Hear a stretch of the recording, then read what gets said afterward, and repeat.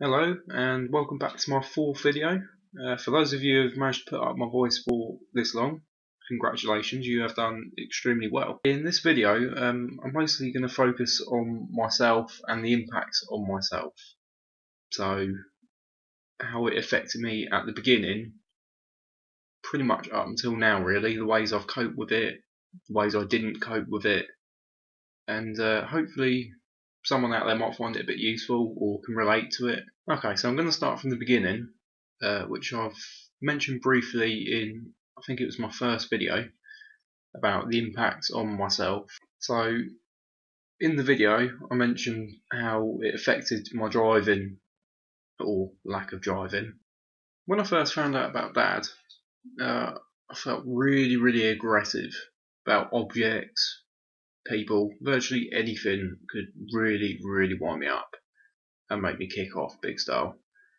One thing that really frustrated me also was just walking around, seeing all the fat people wobbling around, eating all the crap they can possibly eat, people out on the streets taking drugs, just people who don't look after themselves.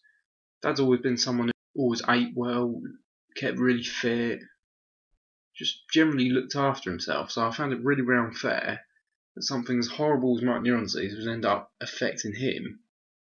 So I've always wondered why he would get it, and all the people who just don't take care of themselves should get away from it and live till an older age.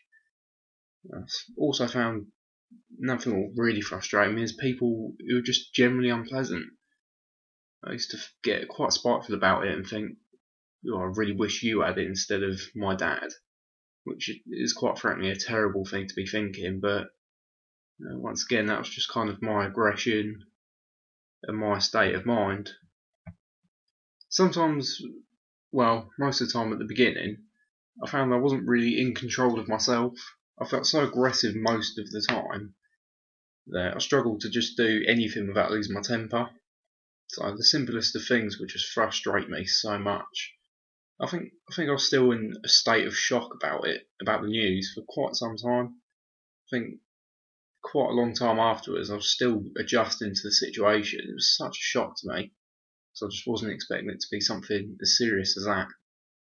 So I really found those were the main things I've really struggled with. However, I did find some ways which did help me. It's very different from person to person. My mum recommended me for counselling, which unfortunately for me didn't really help me that much. For most people it does help them, but for me I just couldn't seem to open up. I talked about Dad the same way I'm talking now, very calmly, maybe a little bit boring, but nothing. I just couldn't seem to open up the way people do in sessions.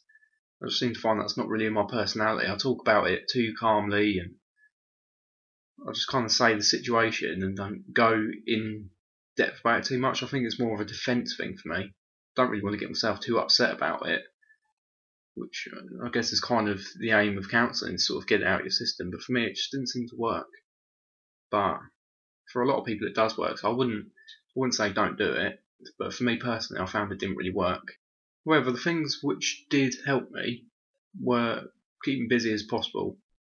Some people might argue that it's maybe not the healthiest thing to do and that I'm just sort of running away from my problems, but I found for me that's what helped most. So I went to gym a lot more. I took up MMA, which helped deal with my aggression a little bit. I took up a bit of boxing as well. I found it definitely helped me a little bit. It helped my confidence. Once again, helped me deal with some of the anger. It was good. I felt good after a session. I found all the time I was busy going out for a run or doing something like that, it helped me. It got me out of the house for a little while. It kept my mind busy, made me feel good for the rest of the day. Yeah, for me, it helped quite a lot. But once again, everyone's got a different way of dealing with it. So for some people that might work, for other people it might not. Some people just want to talk about it. But for me, that's what works. I'll say if there's one thing I've really found with this disease for me personally, is that I've had to grow up really quickly. I mean, I've never been too childish, well, certainly not at home anyway, I've always, tried to cook a meal or help out around the house, but ever since Dad got ill, it's been very much down to me, my mum and my brother. As I mentioned in the last video, we split the days between us, which is great, but of course when I've got the days with Dad, I need to be cleaning the house and cooking the meals properly. It's definitely helped me grow up more, I suppose. As I briefly mentioned in the other video regarding jobs, I did go to college, and I was going to college when I found out about Dad, but there was no apprenticeships anyway. My parents wanted me to go on an apprenticeship. Of course, with an apprenticeship, it's 5 days a week, but they were okay with me going ahead and doing that. I was too, but there was literally no apprenticeships anywhere. As I'm sure most people my age probably know, there was just nothing out there at all.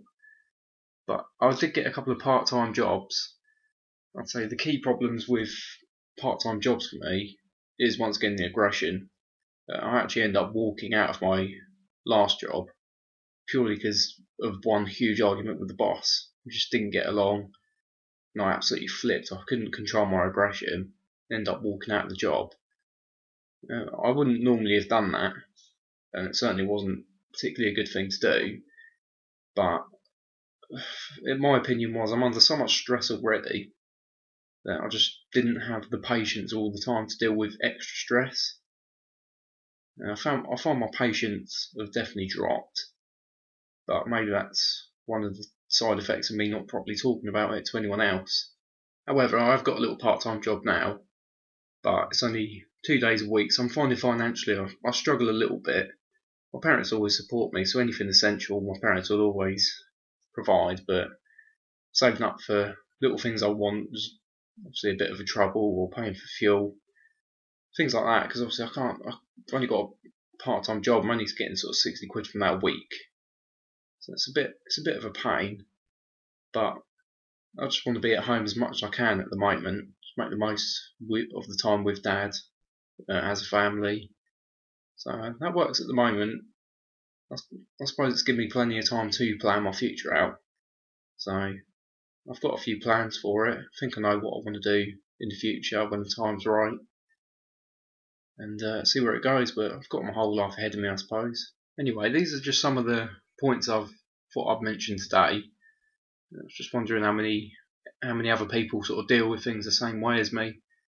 Through some of the people I've been talking to, it seems people deal with it in completely different ways. I've speak to a few people who would rather talk about it. I've spoke to a few people who tend to sort of hide themselves away and not really want to talk about it, just try and move on with things, a bit like me. Seems everyone's got their own way of dealing with it. I don't know if there's a healthy way or a wrong way. I think so long as something works for you, but it is tough. I find it very nice when I get to speak to someone who is in the same situation. The tough thing about motor neuron disease is finding someone in the same situation. It's not with cancer, for example. Most people know someone who's had it, unfortunately. With motor neuron disease, it's a bit rarer and a bit harder to find someone who truly understands what you're going through, and I think that was a big problem for me. The only people who could truly understand what the situation was like was my family. Fortunately, through my videos, I found quite a few people who've been in the same situation have contacted me, and I'm in regular contact with them, and it's lovely to speak to them and find out how they're dealing with it, what sort of situation they're in, what state they're in, and it's good to be able to help each other out a little bit. So I found that's definitely helped me. Anyway, I'll keep the video short. These are just some of the points that I wanted to mention. Once again, before I forget, my next video will be about answering a few questions. The Motor Neuron Disease Association have actually been in contact with me and are hoping to post things about blogs, a bit like mine, on their Facebook and Twitter pages. So I've been in contact with someone from there, and he wants to post me a few questions about sort of my channel and what I blabber on about. So I think my next video will be about me answering questions about that. Hopefully maybe get a few more people watching my videos. Hopefully help a few more people. And after that I'll just continue on from part 3 about Dad's deterioration and things like that. So once again, for those of you who've made it this far in my videos, well done. I can't stand the sound of my own voice, so you've done extremely well. As usual, never hesitate to contact me. I'm always happy to meet someone new or see a new message in my inbox. So don't hesitate, I'm always here. I think that'll do for this video. Many thanks for watching, and I hope to hear from some of you soon. Take care and bye bye.